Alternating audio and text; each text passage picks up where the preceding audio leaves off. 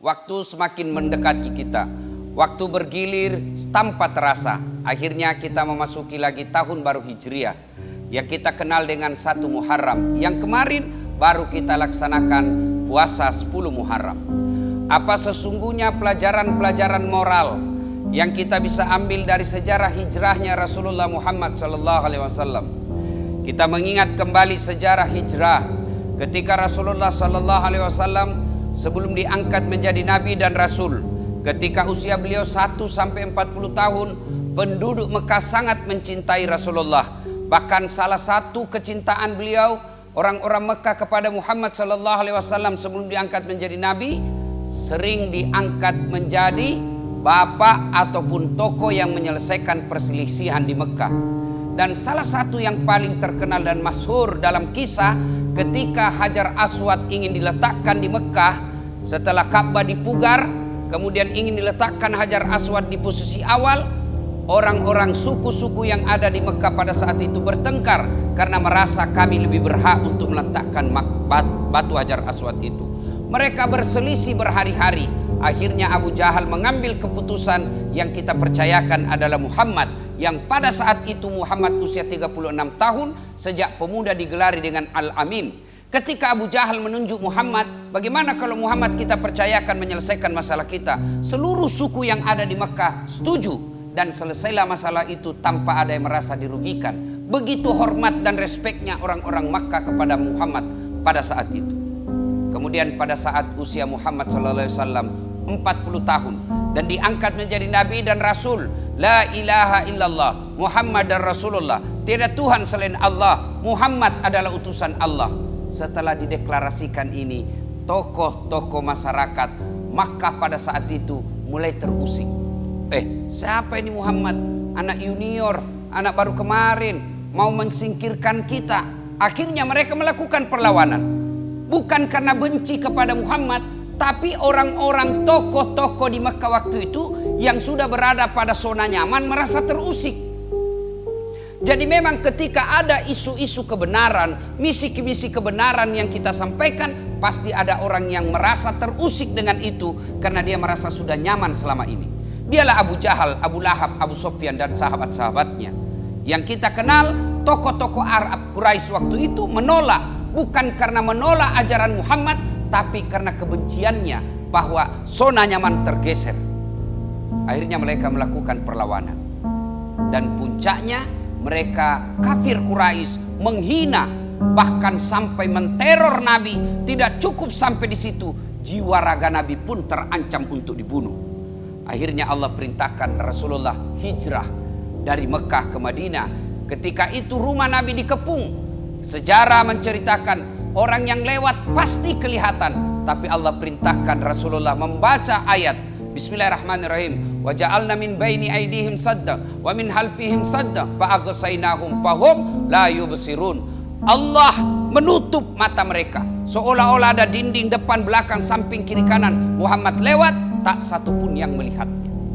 Nabi lalu melanjutkan perjalanannya, bersembunyi 3 hari di Gua Zur. Pada saat itu Abu Jahal karena jengkelnya membuat sayembara. Siapa yang mendapati Nabi Muhammad, siapa yang mendapati Muhammad dalam keadaan hidup atau mati, saya berikan hadiah 100 ekor onta, yang kira-kira kalau dirupiahkan sekarang 2,5 miliar. Siapa yang dapat Muhammad, saya kasih hadiah 2,5 miliar. Maka menyebarlah orang yang mengejar hadiah. Salah satu orang yang hebat mencari jejak pada saat itu namanya Suraqah bin Malik. Dia tidak perlu melihat jejak kaki, dia tidak perlu melihat jejak onta, tapi dia cukup melakukan penciuman. Kira-kira kalau sekarang anjing pelacak, dia bisa mengetahui tanpa melihat jejak-jejak kaki. Dia hanya mencium angin, oh bau Muhammad, dia bisa kejar. Dan apa yang terjadi? Dia dapati Muhammad. Tapi ketika kuda Suraqah bin Malik maju, dengan izin Allah standing kudanya, jumping kalau bahasa anak mudanya, jatuh Suraqah, naik lagi, jatuh lagi, naik lagi, jatuh lagi, sampai 3 kali. Kemudian Suraqah berkata, wah ini bukan orang biasa, ini pasti dilindungi oleh Allah. Akhirnya Suraqah yang tadinya mau membunuh Nabi, keluar rumah menghunus pedang, mengejar Nabi, mengejar hadiah karena mau membunuh Nabi. Subhanallah, dengan izin Allah pulang membawa hidayah. Banyak di antara kita keluar rumah dalam keadaan Islam, keluar rumah membawa iman, tapi pulang membawa barang haram. Suraqah bin Malik keluar rumah dengan penuh kebencian, murka, tapi dengan izin Allah kembali mendapat hidayah.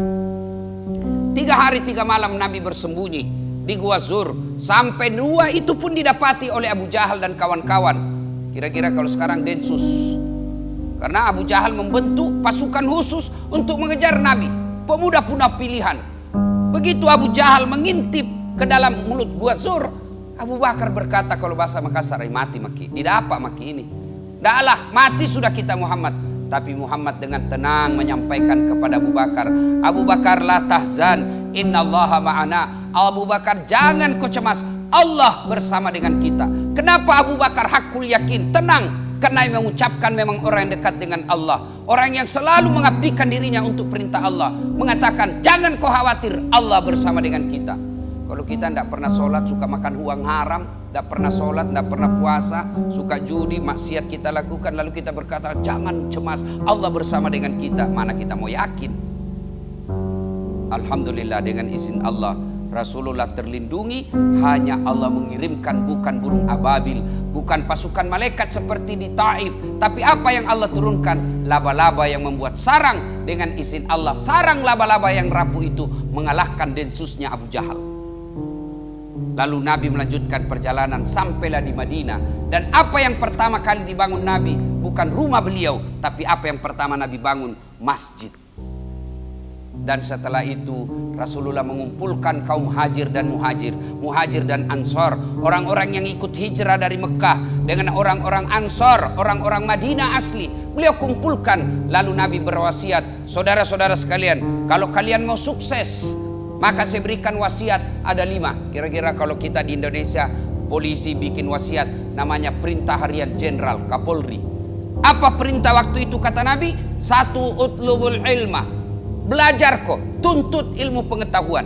Yang kedua kata Nabi, ahsin kalamaka, haluskan tutur katamu.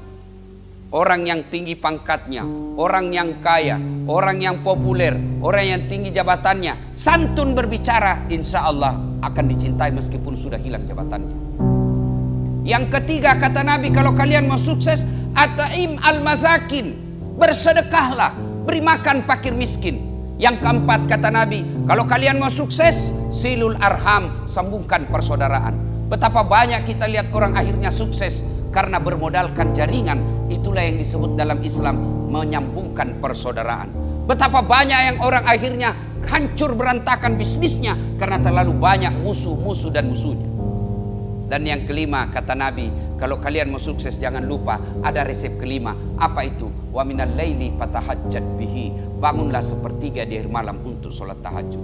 Subhanallah, setelah saya pelajari hadis ini, Nabi ternyata pakar manajemen. Coba kita lihat, perintah pertama sampai 4 itu hubungan horizontal kepada manusia. Tapi jangan lupa, sebagai orang beriman, jadikan Allah sebagai sandaran vertikalmu. Bersandar kepada Kapolri, Kapolri ada pensiunnya. Bersandar kepada Presiden, Presiden ada hilang jabatannya. Tapi bersandar kepada Allah, tidak ada pensiunnya, tidak ada hilangnya. Bahkan bukan cuma di dunia, sampai di akhirat Allah Maha Kuasa dan Allah punya memiliki kerajaan. Sidang Jumat yang saya muliakan, apa pesan moral yang bisa kita ambil dari sejarah singkat ini? Yang pertama, hijrah itu ujian keimanan buat umat Islam.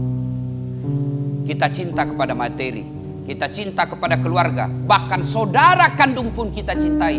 Tapi ketika sudah berbicara soal iman, tidak boleh cinta kepada dunia mengalahkan cinta kepada Allah Subhanahu wa taala. Mana buktinya? Lihat. Allah perintahkan, pindah kau ke Madinah. Sahabat waktu itu pindah, tidak memikirkan rumahnya, tidak memikirkan kebun sawitnya. Dia hijrah pindah menyelamatkan imannya. Bahkan dia berperang dengan saudara kandungnya. Siapa? Khalid bin Walid waktu itu belum Islam. Berperang dengan saudaranya Khalid bin Walid. Perang saudara, saudara kandung. Ada yang berperang dengan bapaknya, ada yang berperang dengan pamannya. Demi apa? Demi membela agama. Ketika perintah Allah, tidak ada pilihan kecuali kita harus pada barisan Allah Subhanahu wa taala. Betapa banyak orang demi jabatan, demi harta, demi popularitas dia korbankan agamanya. Dan lihat fakta sejarah kehidupan ini. Orang yang berjuang membela agama Allah akan hidup dengan penuh kemuliaan. Dan sebaliknya, siapa yang mengorbankan agama demi kehidupan dunianya, maka dia akan hidup sehina-hinanya di dunia sampai di akhirat kelak. Saya bilang sama adik-adik saya selalu ikut, lihat kemewahan. Biasa aja bos, dunia ini ada di akhirnya semua. Wa mal hayatud dunya illa mataul ghurur. Dunia ini hanya tipu daya semata. Apa tidak boleh mengejar dunia? Boleh, silahkan. Karena bagus juga kalau kita kaya, kita bisa berderma. Bagus juga kalau ada jabatan kita supaya kita bisa menolong agama Allah. Tapi kalau kita kejar semua itu lalu mengabaikan agama, demi Allah kehinaan sehina-hinanya yang akan dapat. Dan lihat sejarahnya dalam ini bukan cerita lisan, bukan tulisan-tulisan, tapi fakta perjalanan hidup manusia. Lihat mereka yang memuliakan agamanya, meskipun sudah tulang belulang, tetap diagungkan dan dikenang kemuliaannya. Yang kedua, bicara soal hijrah, tidak ada mustahil di sisi Allah. Nabi sudah dikepung, sudah dikejar pasukan khusus, tapi dengan sisi Allah terkalahkan mereka hanya dengan sarang laba-laba. Kalau Allah yang menolong kita, tidak ada yang mustahil di sisi Allah. Maka capek cari muka sama manusia, capek kejar-kejar, cari muka, cari nama depan manusia. Tapi siapa yang mengagungkan dan cari nama kepada Allah, maka dunia akan menyertainya. Saya ingat pesan waktu saya mau berangkat tamat SMP, mau berangkat ke Makassar menuntut ilmu SMA.